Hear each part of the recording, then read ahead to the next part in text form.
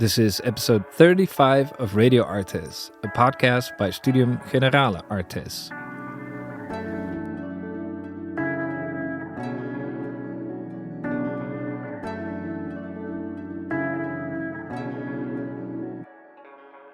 Welcome to another episode of Radio ArtEZ. Today, we're bringing you a long-form conversation on the subject of, amongst other things, bioart, philosophy, bodies, transformation, and ethics. And for this talk, we have two amazing speakers. Hi, my name is Agnieszka Wołodźko. I'm a lecturer, researcher at ArtEZ. I work as a philosophy lecturer, but in particular, I build there a biolab space, which is a sort of kitchen where I teach students how to work with living bodies. And in the space, we are running a program, Biomatters, which is an artistic research program. Agnieszka will be talking to Mijke. My name is Mijke van der Drift. I'm a tutor at the Royal College of Art in London, in the School of Communication, where I run a program called Making Worlds with Others, and which is basically focused on community engagement and teaching artists not to project their biases on the communities they work with. I'm also a philosopher, but moreover, I'm very engaged with how bodies change as a form of ethics. And the two of them will be talking about Agnieszka's book, Affect as Contamination. Now, you don't have to have read that book to be able to follow along, though you might want to sit back and relax, because we're going to take a deep dive here.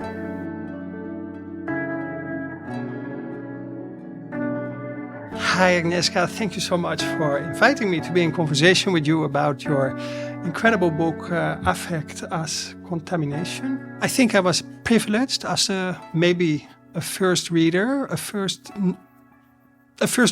your book. So I would suggest your book is about, it is less about philosophy as such, and it is also not about bioart as such. But I think both bioart and philosophy is used to show in a series of chapters different levels of how we can let go certain ideas about ourselves in the world that we live in. And these ideas that we need to let go of in a proposal that you give and which you call an ethics of contamination is the idea that we can be separated from each other, that we can live innocently in a world without confronting ourselves, that we have to embrace the wetness of the real materiality, the living things that entangle us and tackle us and actually disrupt the ethics that we believe in, that you consistently show do not help us in a new situation that we find ourselves, but that we have to step out of our ideas and believe in the possibility of thinking abstractly about really, really embodied processes. For me, the book was very exciting because it brings philosophy and bioart together. And when I think about bioart, I'm getting insecure because my background is in philosophy. So there I'm with you. We both know what we're doing. We can roll the same muscles if we need to. But then my background is in dance. And so for me, bodies are the things that are moving around together and moving around in spaces. And then I grew up on a farm. So for me, bodies with bodies becomes often like I was a midwife for pigs and sheep. So for me, bodies and the bodily being together has something to do, if we get it wet and fleshy, with like getting little piglets out of the sow and, helping her to establish her early family life. So when I got confronted with bioart, I realized with a very different perspective to what bodies and being wet together in the space is. So what is bioart for you, and why did you select these incredible artists that you discuss in the book? First of all, thank you, Mijke, for accepting the invitation to talk about my book. And Yeah, to respond to the question, what is bioart, right? Like, why? What's special? What's different when artists are working with living bodies as the creative material done from the experiences that you just talked about? I think, at least this is for me, what was like drive to really be captured by art practice is that suddenly we are engaging with bodies, with living bodies, without a clear assumption what is a body, what a body can do, but also what is life. So suddenly we are on a very ontological field of questioning the very principles that we are maybe in daily life taking for granted. That's one thing. The other thing is that a lot of these artists, and I call them bioart, but a lot of these artists, and there is a huge discussion now that, it's more a hybrid art. So the very term is already contested because there are so many disciplines involved, but also so many questions and ways of doing is involved. So another layer of why I'm interested, why I started to engage with bioartists is that they expanded the field of what you can do as an artist, but also as a philosopher, as a scientist, by making all the methodology that are maybe very characteristic to those fields more egalitarian.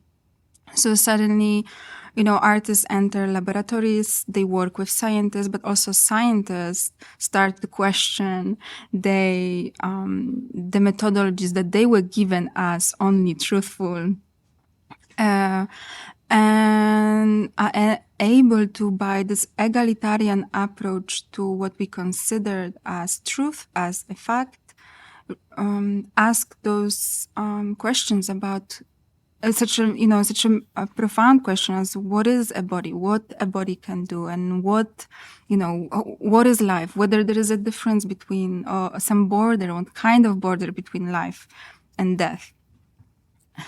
Another layer of all this is that within philosophy, very often when we ask a question about living bodies or life itself, it's a question of just strictly ontology or metaphysics, and then all the problematization, situatedness of bodies, so political situatedness, economic, is pushed into other fields of interest. It's considered as, when we ask a question about living bodies, it's considered to be a question characteristic to biology, for instance, right?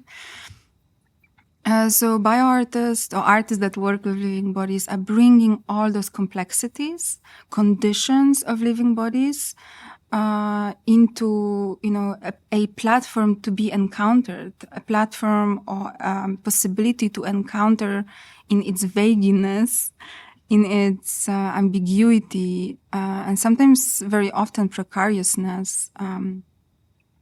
So it was a long answer, but I'm not sure. It's nice because I already want to ask, at least let's start with two things. Because on the one hand, I think it really helps how you situate bioart, because when I was looking at all the different examples, like we have artists injecting horse's blood into their own body, which an art piece I found incredibly cerebral, which barely had anything to do with the horse, because you couldn't inject the horse blood straight up, but you have to process it first, and then it had to get in and get out. And I was like, oh, this is very cerebral. And then there was cookies baked of pollution, which you could eat, which was not a problem because we breathed that polluted air anyway. And I was like, oh, that was very uncomfortable, but it was really not cerebral. And I was like chomping away imaginarily at such a cookie.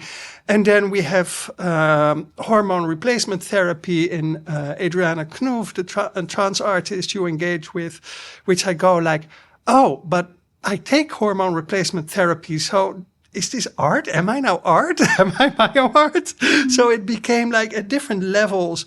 I saw that the field was quite broad, and you end up with bioart where two artists work with glitter in the Waag in Amsterdam, which I passed this morning on the way here to the recording studio. And they get confronted with a panel of ethicists that cannot do absolutely nothing with that art. And I think your description of that is very, very generous and fun. And on the other hand, so I think this really explains why bioart cannot be this single thing, in a way that maybe dance, even though I was in a school for new dance development, so it's maybe quite a cerebral school, but still you need to hurl that body into that space and you slap it into different directions, right? And then on the other hand, you said something, and maybe we can use that again as a lead-in. You say you want to challenge some principles that we take for granted. So can you say something about those principles that we do take for granted? Because I definitely got confronted with some things that I take for granted when reading your book.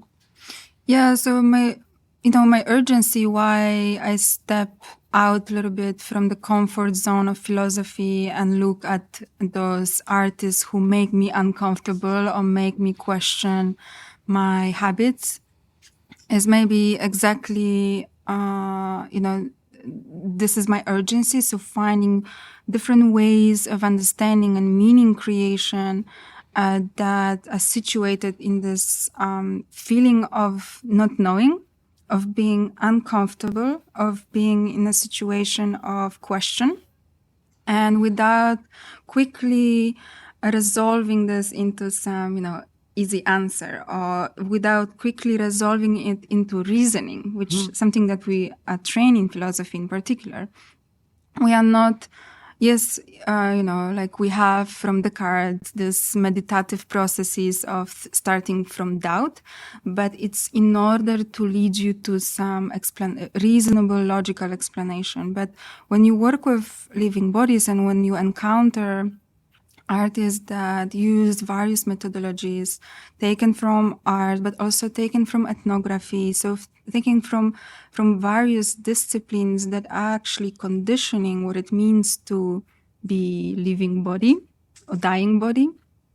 That suddenly the methodologies that we are given as true or as working are not fitting anymore, and they cannot be universally applied. Or maybe you have to learn how to think with this precariousness and not resolving quickly. So it's an anxious position as well. One of the things, for instance, as a union organizer that I'm also doing in the UK, I find this anxiousness and this precarity is something that I do want to resolve. Because neoliberalism,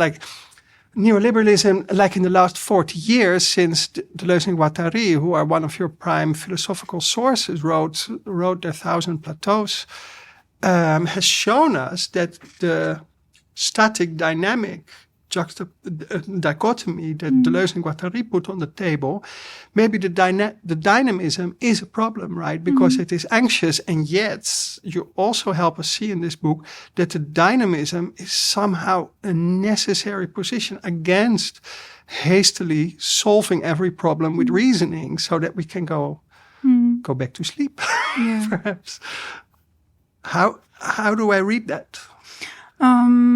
So maybe I will put it from the side. So what's the urgency of bioartists or artists that work with living bodies to actually do those experiments, right? What's the urgency for the artists to enter the laboratories, being exposed very often to very precarious situation themselves? They are ridiculed. They are considered not doing any serious work because they are just an artist. But also scientists themselves are very often in a precarious situation, in fear of being engaged with artists, because they might lose a grant, they might lose a prestige or authority in front of their peers. And yet those collaborations do happen. People start to engage because there is this realization that something is happening within biotechnology, something is happening within the field of technology that is using and / commodifying bodies, that have immediate political, social, philosophical implication for everyone who has a body. That I would say this is the urgency, the political urgency that you are talking about it, but from a disciplinary science tech position of how to work with bodies, or how bodies are used, worked within, science, technology, and in particular biotechnology. So within biotech, the understanding or the experimentation on body is also driven by this need of certainty, this need of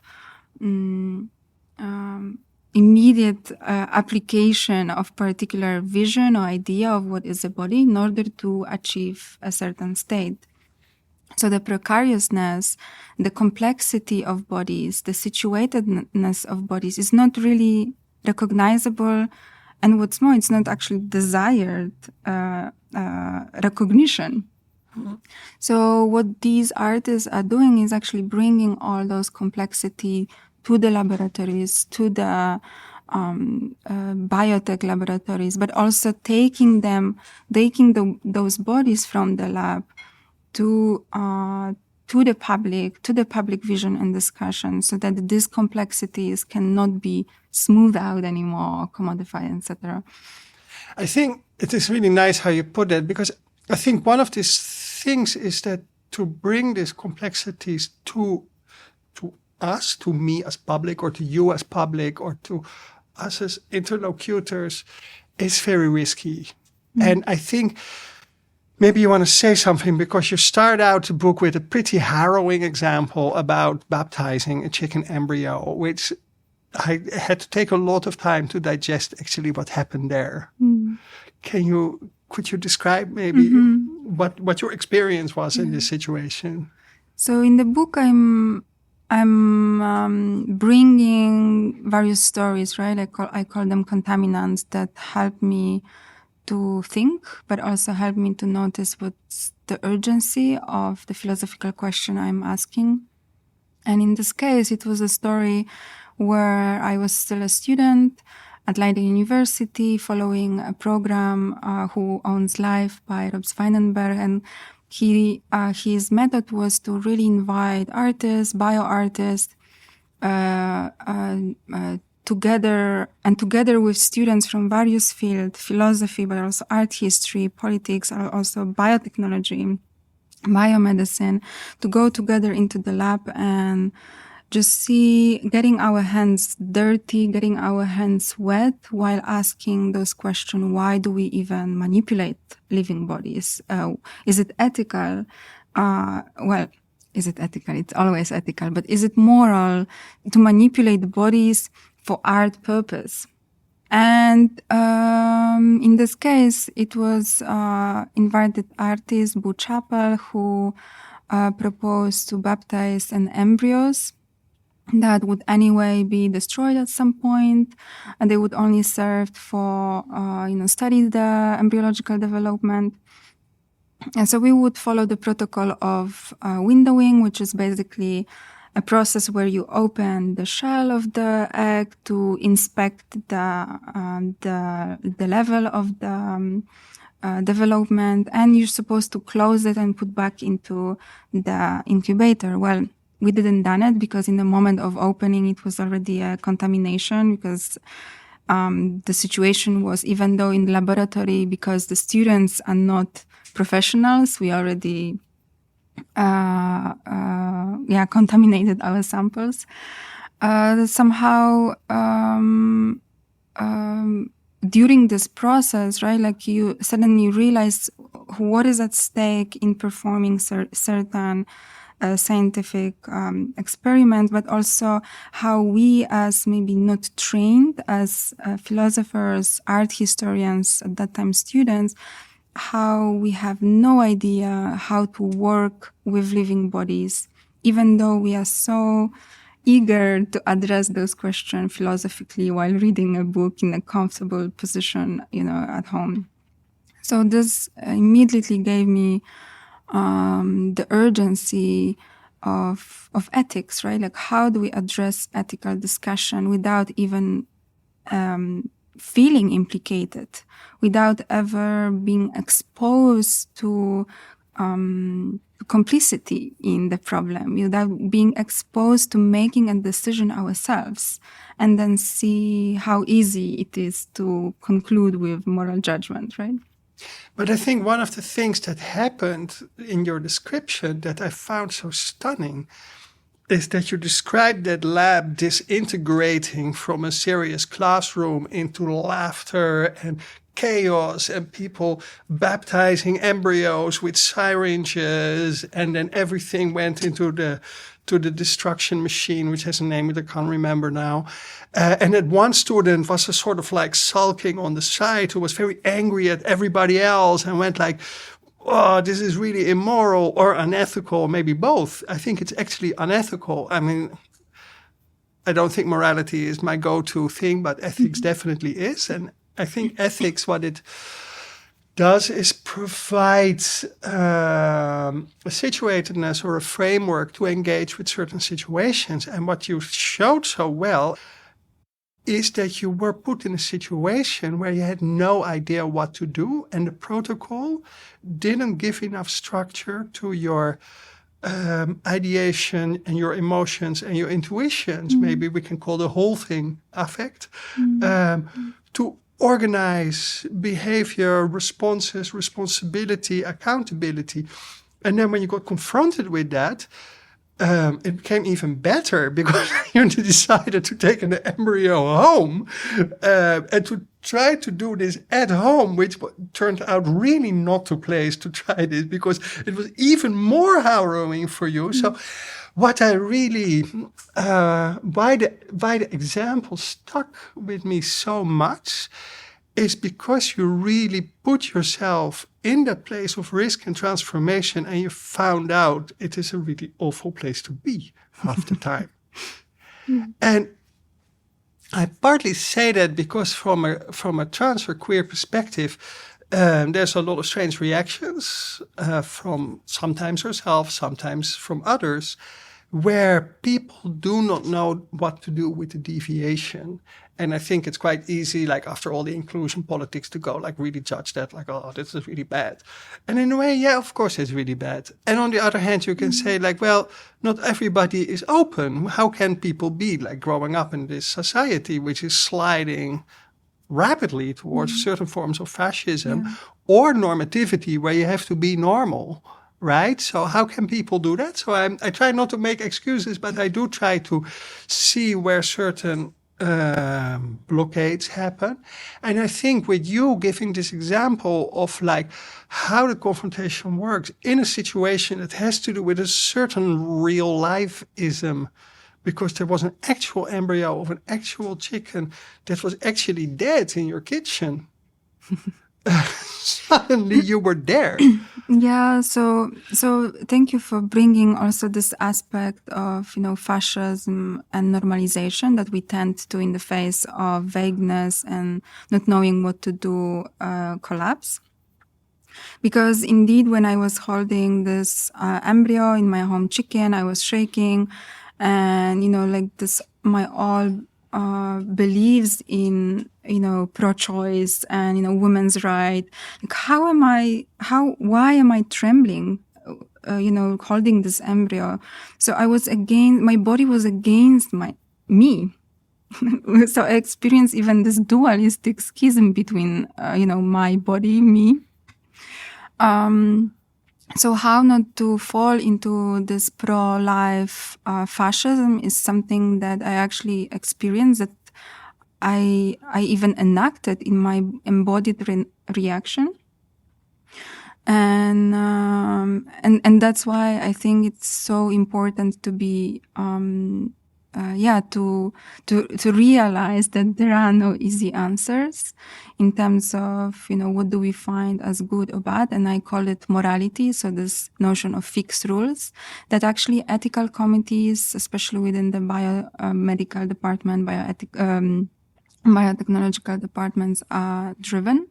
So basically, students entering, but also scientists entering the lab, they don't have to address all those questions.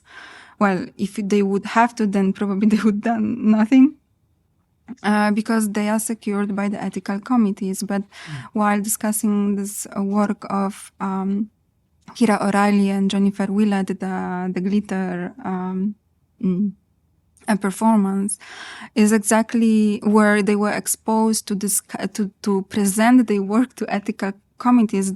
This sudden realization how life situations and life condition has so little to do with the ethical rules by ethical committees inscribed according to some norms that are, envisioned by culture or by society. So the schism, I think, is something that bioartists tap into. And what I found to be so urgent to also, not only be a viewer, and look how they do it, but also learn from them by encountering the same situation, or, like similar situations of not knowing. Yeah, thank you. I think like after the chicken embryo and the confrontations that you have, I think with the pro-choice and the fake pro-life, I think, because pro-life I don't think is about pro-life at all. It's about laying a ring of violence around people that need to make uncomfortable choices. And I think the whole idea that you can be pro-choice and yet need to maybe mourn the loss or mourn your decision that you're in is not contradictory, right? There is no such thing as already what you said, a reason that provides a solution after which you are absolved. But the problem is that you are in a situation that you don't want to be in, and it requires an uncomfortable confrontation with yourself, with possibility, with potentiality, but maybe something is mistimed or impossible, or making a difficult life already harder. And I say this now because in the moment that like the Netherlands had in one of the politics of eugenics coming out of ethical committees, they had a practice of forced sterilization of trans people running until 2014.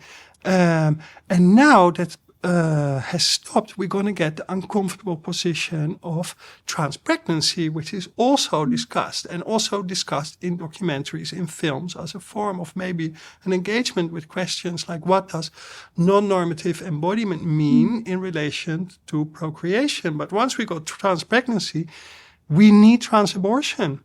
And so how going to get trans people into abortion services that are often directed to normative women's embodiments, right? And how is there a possibility to deal with that? And then you see that the quote-unquote pro-life is actually there about laying a ring of violence around precarious lives that does not hold space for ethics, but it is like protocol committees there to punish people for a form of deviation from rules.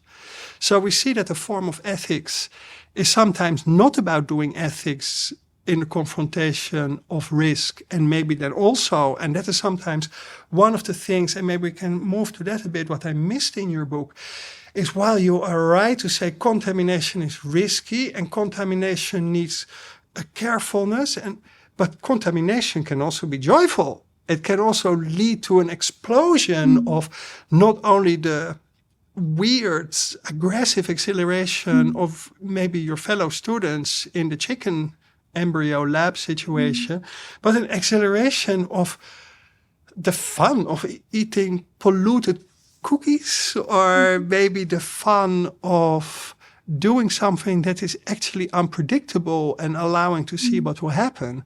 So what is the role of joy in this shifting away out of protocols that they're not punished? So yes, I wrote about laughter, right? So as a form of joy, but in order to maybe get into it, I think going back to your first part of your question, right? Like the situatedness or the violence of normalization when it comes to trans bodies is something very crucial to understand also why I put in the book the importance of difference between affectio and affectus.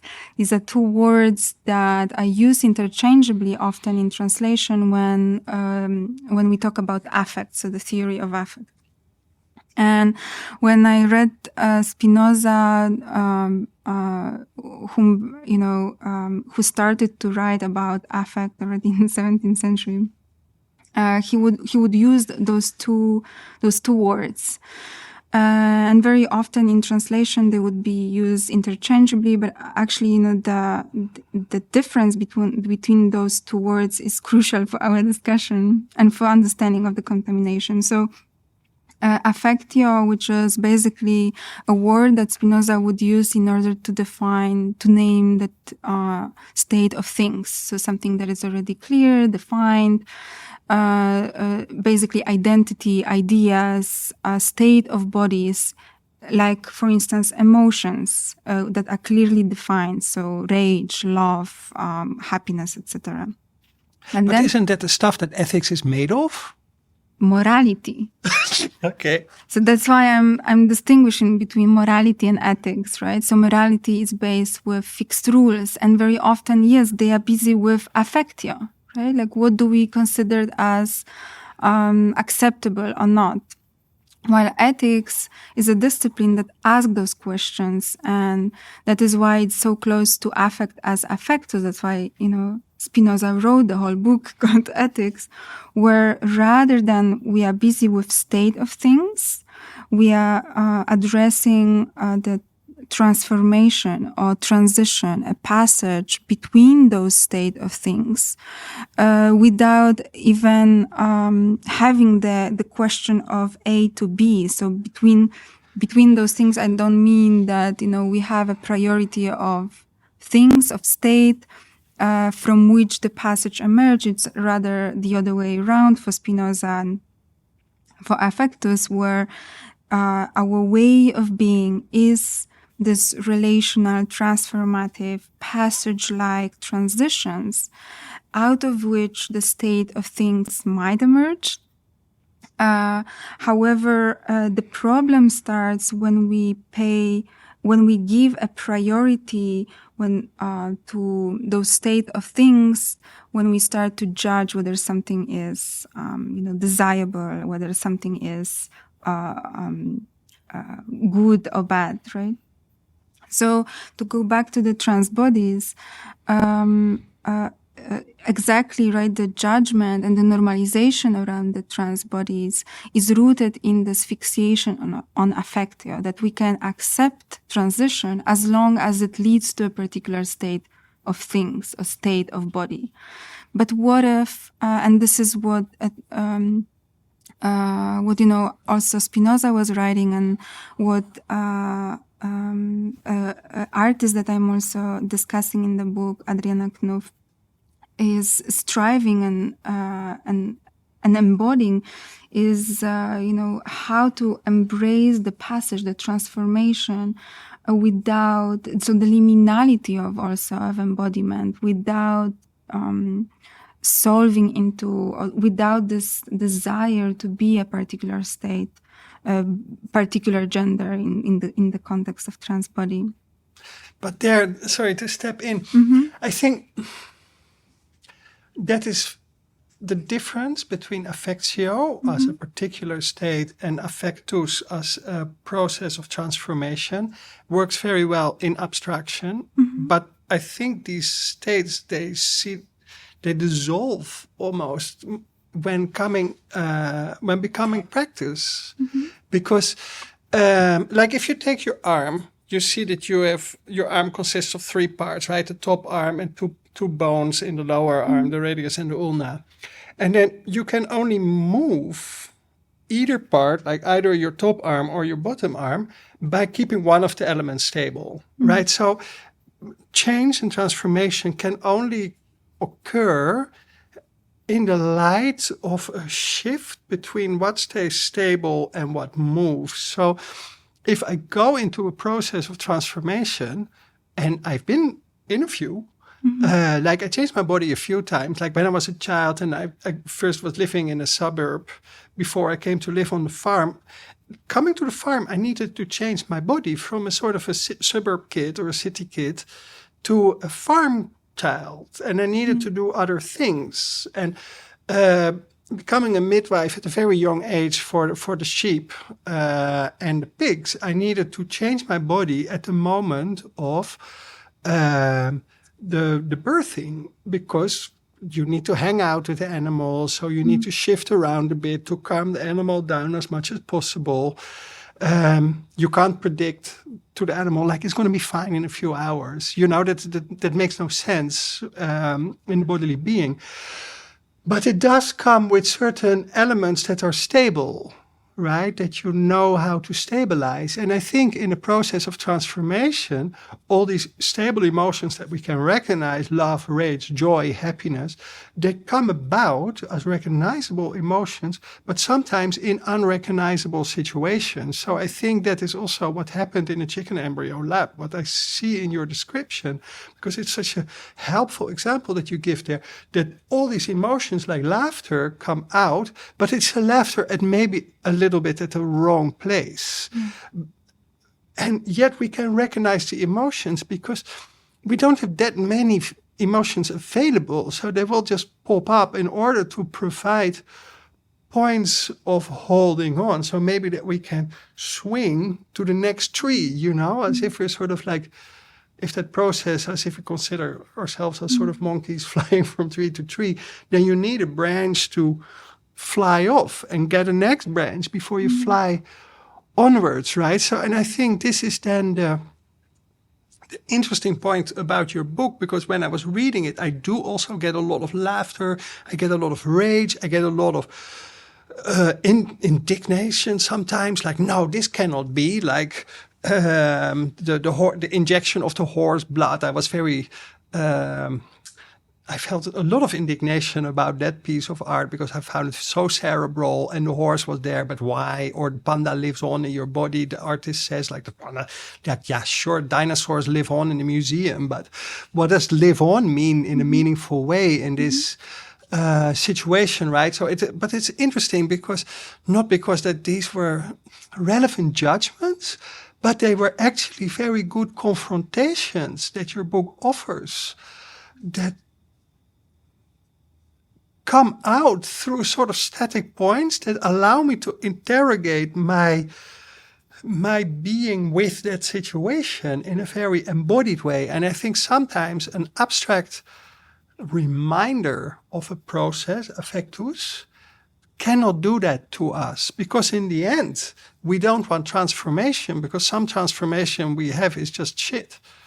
But we want transformative justice in the end, right? We want something that we can recognize as this state allows us, in the Deleuze and Guattarian terms that you put out, to connect in a better multiplicity than we could connect before.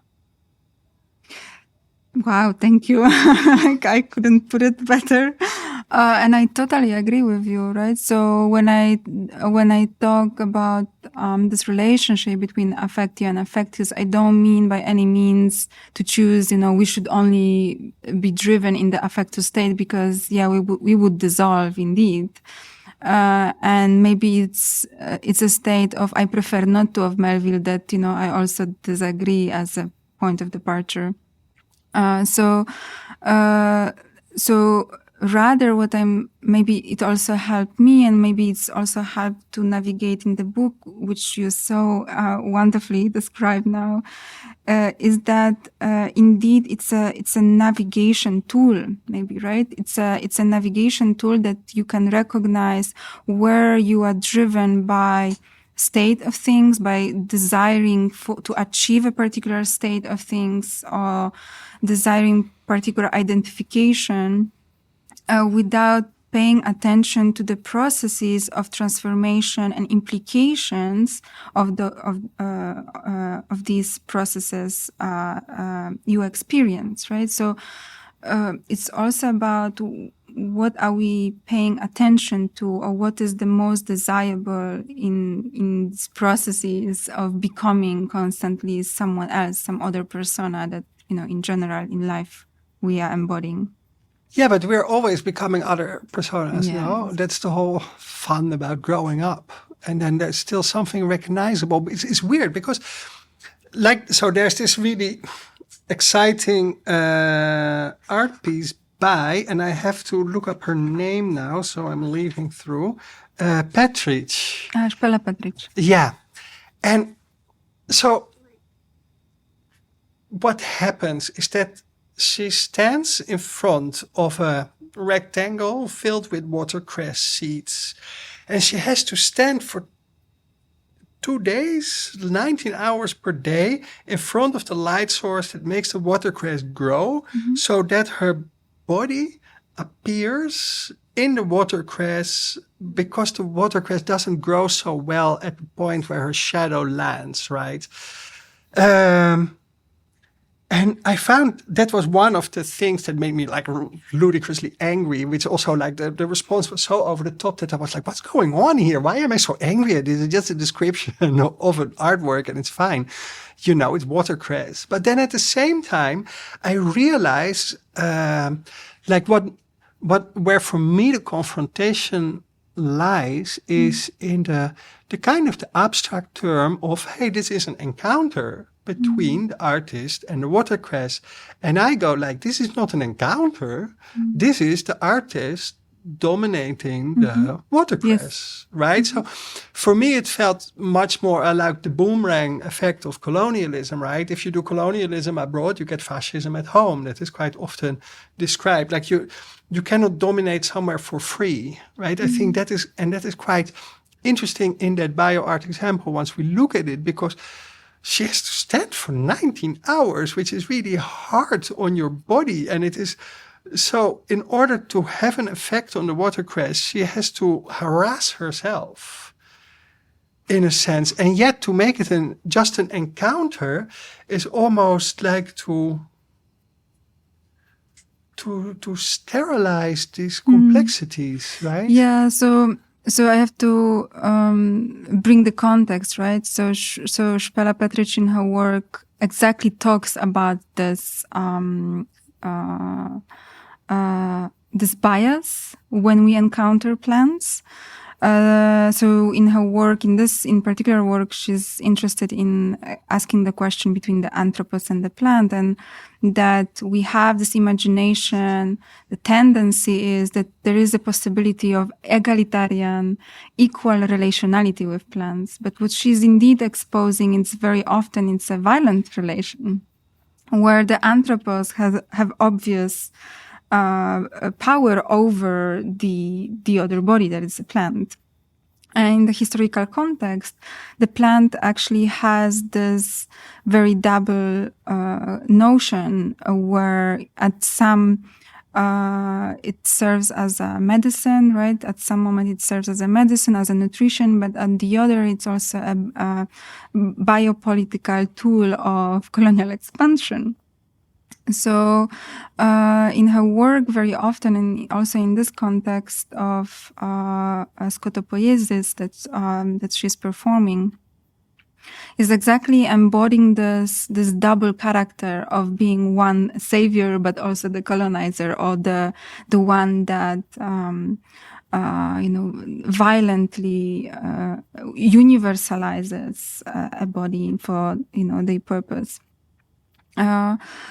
So that's why I end, well, I don't want to reveal the ending, but yeah, it's in a way, it's this ending, right? That the impossibility of having an innocent position, the impossibility of being innocent in the encounter with other bodies. And the necessity to finding maybe different terms, identification, in this context, might help us to realize this, this, again, state of bodies that are not innocent. In the context of Petric's work, she follows, and the work of Katrina Sandilands and her term vegetariat. So Spela is, in her work, embodies this vegetariat as a human condition, where we are both in this ambiguous, non-innocent state of things. I do love it that you address innocence as a problem, because I think the problem with innocence is that it claims that you could live a non-contaminated life, right? But it is like, and I think Patrick's work also shows that, like, we cannot live without plants. We can live without animals, maybe, if we don't have to eat them.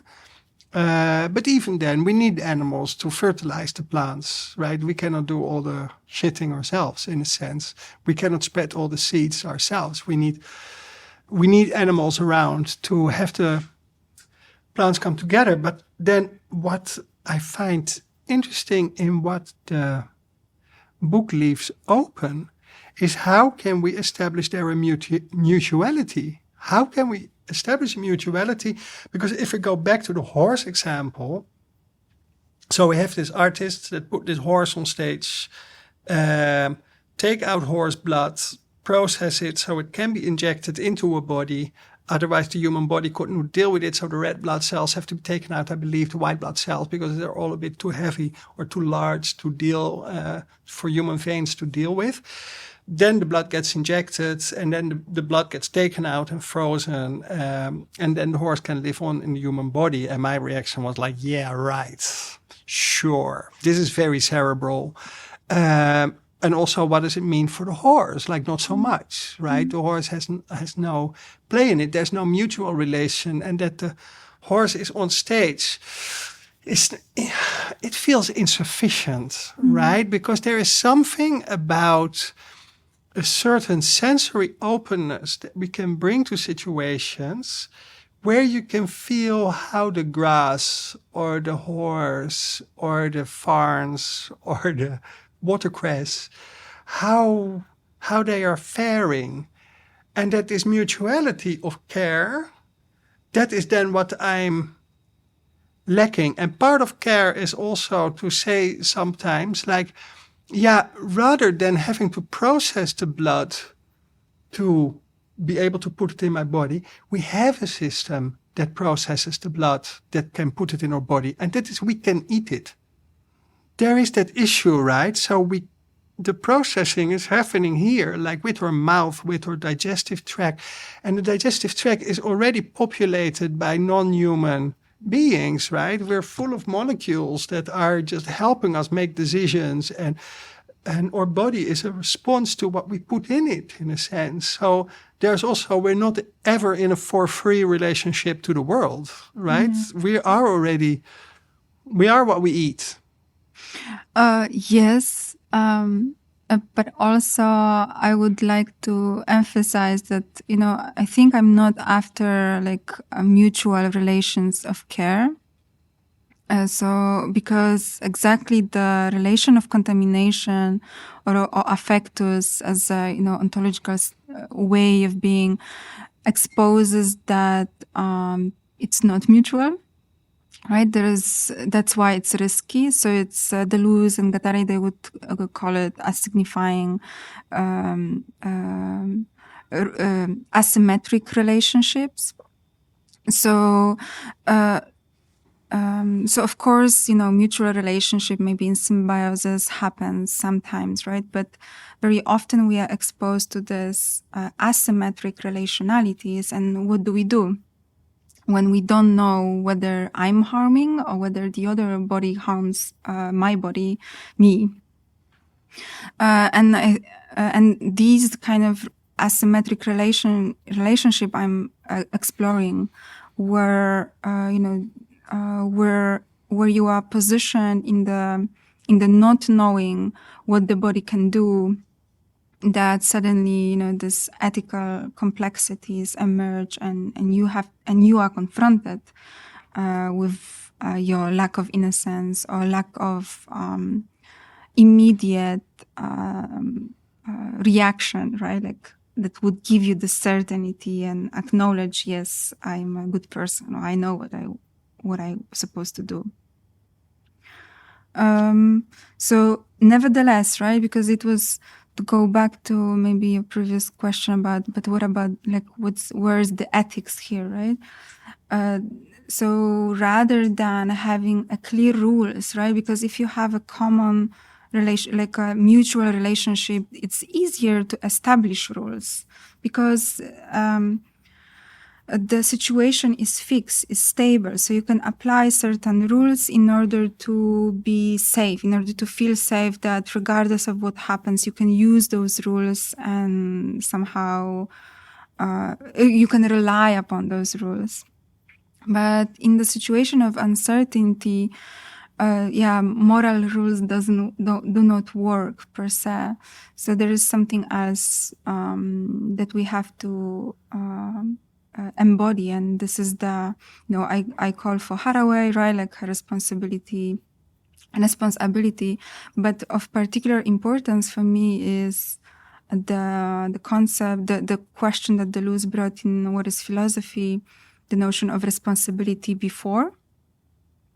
So this recognition that you are not the only agent in the encounter, that there are multiple agencies, bodies that simply in the encounter with, you might be ashamed, you might be destroyed, but you might be also enriched and joyfully transformed.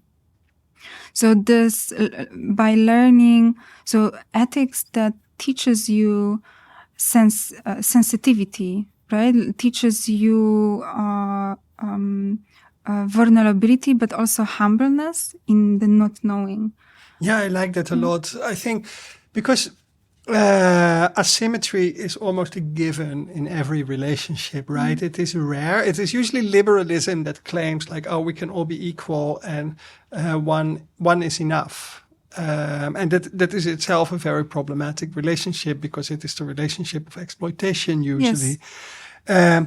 And so if we take asymmetrical relationships for granted, we still also have to say, like,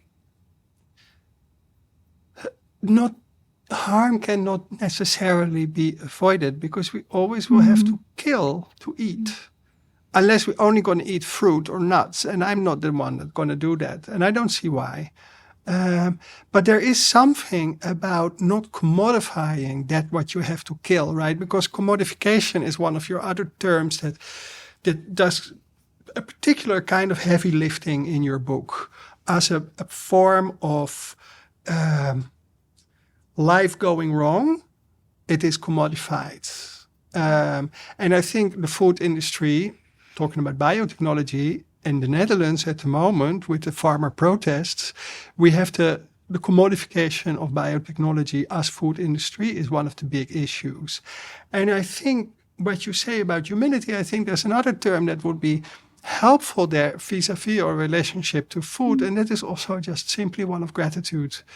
And if we look at philosophers like people like Jacques Ellul, who talks very much like about, or Michel Serres maybe, about the peasants in a time when they were there in, for instance, France, because they're both French philosophers, have a slightly longer sort of peasant relationship to the land in France and in the Netherlands, for instance, where it is very much about having that one pig or these two pigs or that one cow. And if you're going to go for slaughtering that pig, it is a big deal. And it's not going to happen very often. Right? It is and we see that also in some religious texts where the sacrifice of animals is a big, big deal, and not like the sacrifice of animals that we have today in McDonald's that is like, or your €5 chicken in the supermarket, where even working in the abattoir, in the slaughterhouse, is already quite a traumatic ordeal for people because of the speed and the amount of death that is created on a daily basis. And gratitude is somehow a slowing down, right? It is a slowing down of that process of having to add violence to life. To add to life. in a way. Yes, thank you. I agree. What I would add also to this is it's not only about, slowing down in order to recognize the sacrifice of the animal, but the artists that I'm writing about, they also bring the possibility to recognize the human as an equal on a plate to be sacrificed.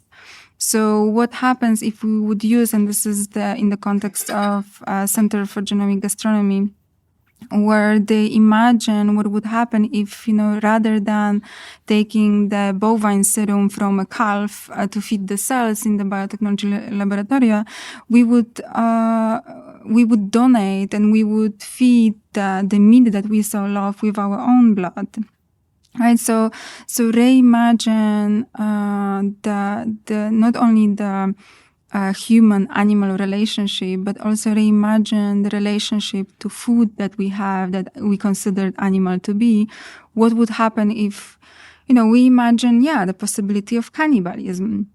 Would that be an ecological solution to, to many problems that we are also encountering here in Holland?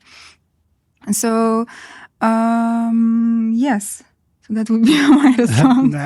Nice. I like that. Yeah, it was a very uncomfortable part in the book where that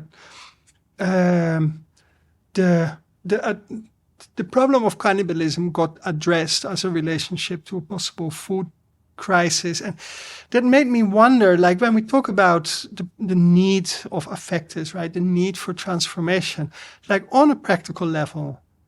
How do we recognize what needs to be transformed with the help of your book? How do we, what? I don't know if I can have a discussion. We can brainstorm about it. But there's something about landing in that particularity that propels maybe that space of transformation, right? And I think, Adriana Knof, that you discussed, so she puts hormone replacement therapy plasters on her body, takes them off, put them back on, takes them off, tries to clean the glue off her skin, right? And it's very, and you describe maybe you can describe your reaction. What happened when you saw this? So first of all, this was a performance of Contamination made in Ljubljana during the lockdown, in pandemia time. And so I only watched this performance online on my couch, feeling very comfortable. And I know Adriana, so maybe I have to disclose, say this, that I thought I'm watching a friend, far away, and I was very eager to support her.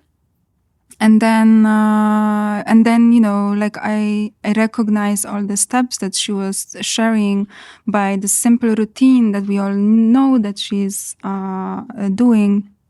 But the setup was different. The context was different. It was the context of her sharing a story of being constantly exposed to the violence of normalization, right? Like how she had to train her voice as a trans body in order to sound like or less like, how she as a young person would use flashlight to connect to aliens in the space. So all this context, right, that suddenly is so charged with desire, but also longing to be an acceptable body. And then you see during the performance, the meticulous procedures that I know my friend is exposed daily. So this I wanted to write about, right? Like how these notions of transformations are not an easy state, that, we can affirm this as joyful, but also there is an inequality inscribed in the transformation, that not everybody is accepted to be transformed, and not every transformation is joyfully recognized as joyful and desirable by the society. So So yes. But sometimes it also needs a very particular driving force, right? Because it is like trans is contrary to maybe Rosie Braidotti, whose work I dearly love, but it's also not a metaphor, right? It is, as with your friend, it is something very particular, and that is why I was so curious to hear her say, to remind you that she says, I chose this. Yeah. Where earlier you also say like, hey, maybe we don't choose so much, but we navigate something not of our choosing, because honestly, the hormone stickers or the crap that I take, it's really bad medication. It's barely tested. There's no idea about side effects.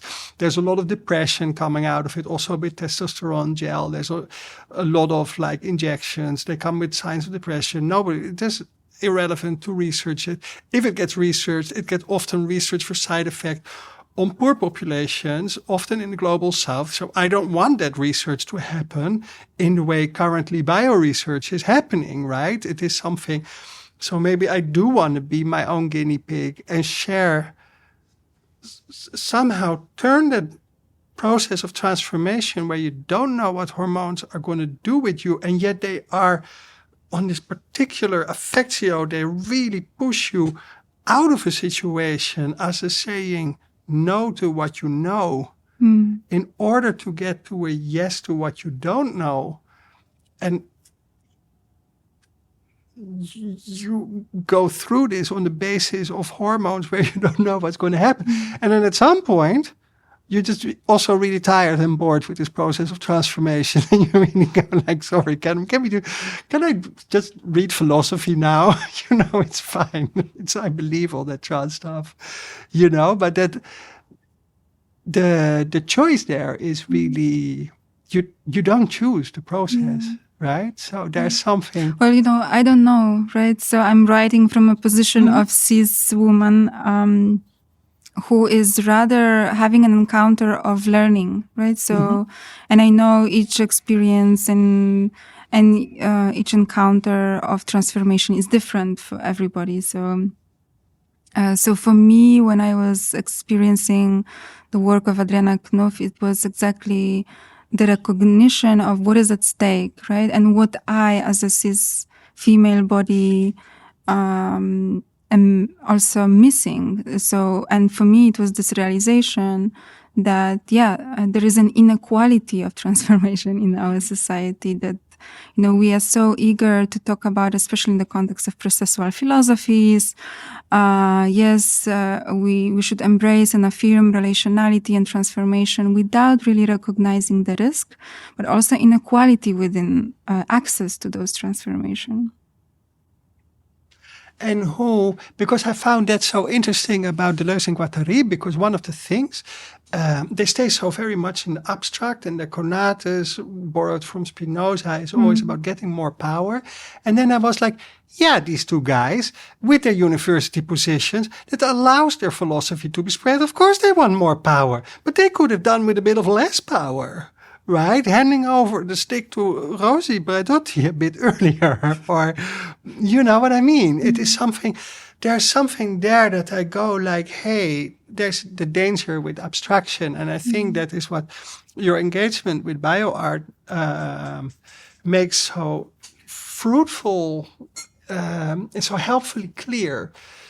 And then, so one of the things that I think, one of the last things I've got that was really exhilarating for me is your engagement with laughter through the story of Stanislav Lem, who becomes multiple in their own body through a process of transformation. And somehow, and we were already talking about it earlier a bit, laughter as a sort of connecting force, but also in a difficult tension with how laughter is often used as a rejecting force, right? It is a violent force. Yeah, as a force of violence. So can you say something maybe about how we can deal with laughter, or what the force of laughter that you discuss in your book, and how we can enjoy ourselves through an ethics? Yes, thank you. Yes, because it relates to your previous question that I didn't answer. So, Yes, so I'm writing about laughter, but not in the sense of laughing at someone, right? So it's not a laughter that derives from identity. And this is something quite important that I'm bringing in the book, where I situate this discussion within Deleuze's understanding of difference, who is proposing in his book Difference and Repetition at the very beginning that we cannot even imagine difference without going back, without having a clear idea of what is that this body differs from, right? So we first have this notion of identity before we even imagine what the difference itself. So for Deleuze, actually, who is very much inspired by Nietzsche, the notion of laughter as an expression of transformation where you are not referring so much to the state of things because there is this eruption of excess, multiplication, becomes a possibility to encounter difference. So I started, actually, it didn't make sense for me. I was reading Difference and Repetition. It was too abstract for me, and I didn't know what to do with it, even though I felt it's important. But only when I read Stanisław Lem and then watched the movie on the basis of the script, it suddenly made obvious for me how and why, for instance, Rossi Bradotti also positioned her nomadic subject, so the subject that is in a constant state of becoming, within the excess of laughter. So laughter is, as I said, not laughing at, it's an excess, an eruption, an emanation of transformation where body finds oneself in this lack of state, in the state of in-betweenness, but in such a joyful, transformative process that you cannot do anything but laugh, right? So it's not, so this kind of laughter has nothing to do with irony or sarcasm that is very much embedded and fueled by our identification of what do we know, but rather emerges from this affirmation of not knowing, but also affirmation of the transformation that it's joyful, right? And this is what Spinoza is writing about, this affectus passage or transformation, that it's both. It can be joyful, it can be sad, so it can enrich you, but it can also diminish you. That laughter becomes this recognition of that we are now in this joyful transformative process. I'm not sure if I'm now... Yeah, it's nice. It reminds me a bit like, I think Denise Ferreira da Silva put out that the biggest ethical challenge in our times is to recognize difference without separability. And I think two of the things that I got from the book there is that maybe eating and following the digestive tract all the way and laughing is the way that this is actually possible to achieve. Yes, you're referring to microbiome, our all. And, and this is the microbiome, right? Like we are more microbes than human for some scientists, as some scientists argue. Right, so we already have so many animals and plants in our embodiment that generate and condition who we are. Why not to embrace the transformative journey that can be sometimes just driven by this hysteric almost laughter, as Stanisław Lem puts it, right, in his przekładaniec in Polish, in English, layer cake. Cool. Let's go back to the question about commodification, because commodification, I think what is exciting about that term in your book is because it puts a tension between particularity and particularity cannot be commodified, right? Because when you meet the present, you meet the now, what you say, this is what new materialism is doing. It is meeting the nowness of the moment. It is where a space of encounter is gets the possibility of a space of transformation. But what commodification is doing is kind of generalizing these encounters into a digestible or an easily digestible format rather than a confrontation. And then I think what your book shows is that the counterpoint to generalization might be to work with abstraction.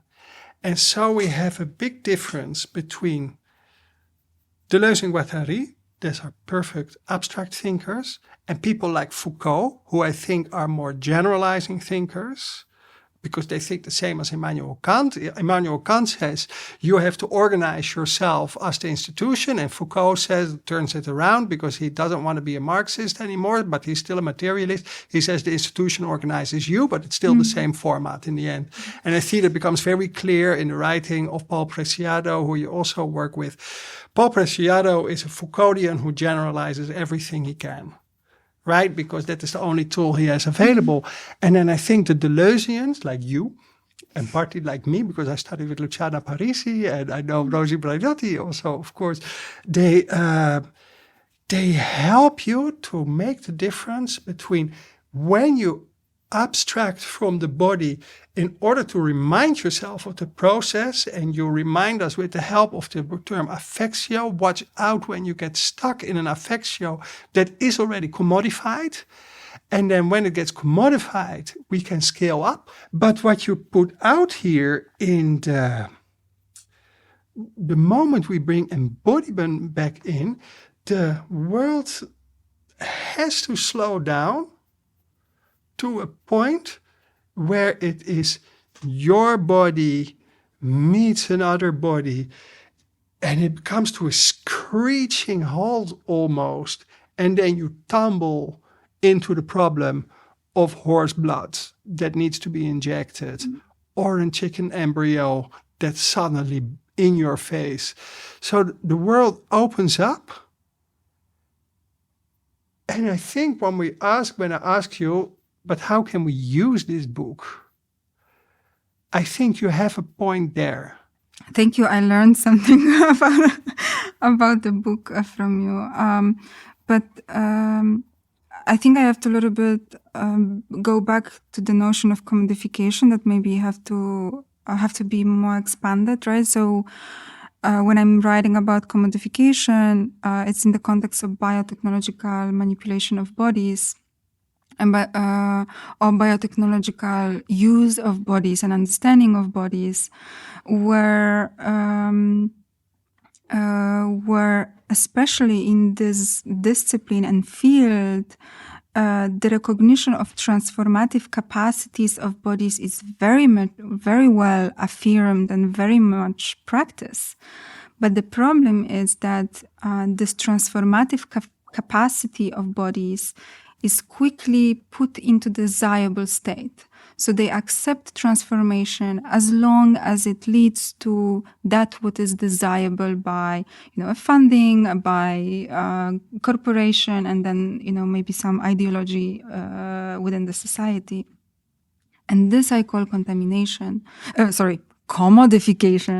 So in the moment where bodies in their transformative capacities still only accepted and trapped into a particular idea of what a body should do or is desirable to be, right? So in that very moment, right, how to break, right? Like how to escape something that is so much well preserved by the industry, by the technologies that are very well function within the risk, but it's a risk management. And we all experienced this during pandemic, right? So how can we embrace and reclaim risk as not something that is to be managed? It's to be controlled according to a particular ideology of what is valuable, but as indeed something embodied, particular, situated, recognized in its complexity that cannot be generalized. Because yes, we are different bodies conditioned by different political, social, economic context. And I don't have an answer how to do it. I don't think like writing this book, I had like an answer in mind. It was more about mapping what are indeed the tools, the strategies. And I know it's a contested and maybe complicated thing to say, like, finding tools and strategies. But for me, this was thinking with personas. And this is where I, in a way, end the book with, or maybe open up the book with, ending by opening up. And this is something I'm now working more as maybe implication of what I wrote in the book. So how to work with contamination, right? As, for instance, pedagogical practice. So how to embrace contamination when you teach, when suddenly, the possibility of abstraction, so possibility of thinking with ideas can be a tool of embodiment, can be a tool of recognition that you are situated body in a complex situation, that you don't need to immediately have full control, and yet it demands you a certain ethical discussion, ethical response and sensitivity. But then one of the things that I find very hard about that, which I found very confronting reading the book, is that the slowing down and we get back to the body, if you put it against the commodification and the operation of power, one of the things that is not only my personal experience, but I see often it also happening with students. If you pit the individual against the institution, the individual loses. This is what institutions are made to do, right? They are there to stabilize, to ground power, and to also empower in a very commodified way. So once we then not only think about transformation as such, because we can transform ourselves out of the institution, but you already said it, it's also often a process of marginalization, because you literally shift out or to the margins of the institution or institutional power or the possibility of commodification. How we can we then go from there to transformative justice? While holding this multiplicity, while holding this slowing down, the gratitude for our bodily interactions with the bodily world, or material interactions with the material world. Yeah. So I didn't address, of course, this a huge but very important implication, right, of the book. And I only, briefly mentioned when I discussed the medicine in the context of we medicine and this neoliberal dominant politics of individualist medical practice, where indeed in the context of biobanks collecting the data,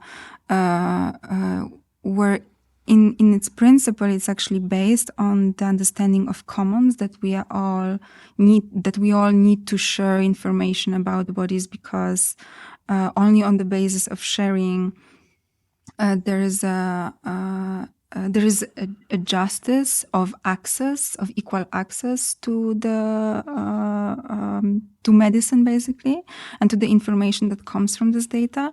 But the reality is that the desire and the biotechnological industry is very much focused on, yes, we need a huge data. We need to get an access and hold of as much resources as we have in the cheapest way as possible. But in order to then monetize and commodify the information for the economic profit, right? And here lies the schism of not recognizing the situatedness, the embodiment that I'm writing about it, but also the commons that ethics of contamination actually implies. That in the ethics of contamination or implication of contamination can only have an ethical living, so to say, when we start to practice commons as a social condition. I'm not sure. This is abstract, no? I love it. Like, bring it on, bring commons on. So how can I? Because I'm still thinking about how we can. How can we eat while acknowledging our own violence without becoming commodifiers, right? So how does that then, and the notion of commons is, I think, very interesting in there. And there's a key. There is a key? I think commons is a kind of a key that can open up, because I think you rightly, when I brought earlier the mutuality in, you started to go like, chill out a bit there. We have to think about asynchronicity, right? So care is not this normalizing force that flattens things out and holds people in the norm, but part of care work does, right? And you say asynchronicity, and then I came back with difference without separability, and now we're moving towards a common. So I think once we get in this notion of ethics, there becomes an openness about certain terms that want to hang out together. Maybe a set of practices that want to hang out together. So can we imagine commons that are not driven by consensus? Can we imagine commons that are driven by risk of not knowing? And yet affirming the difference, and yet, joyfully laugh, being exposed to the unknown. Yes, this is something I think that the book implies.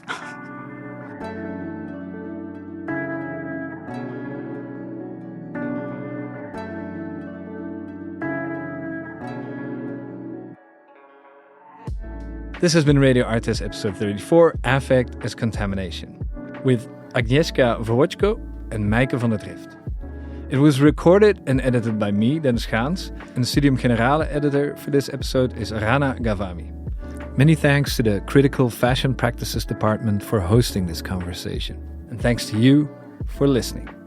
Now, don't forget to embrace the witness of it all. Until next time.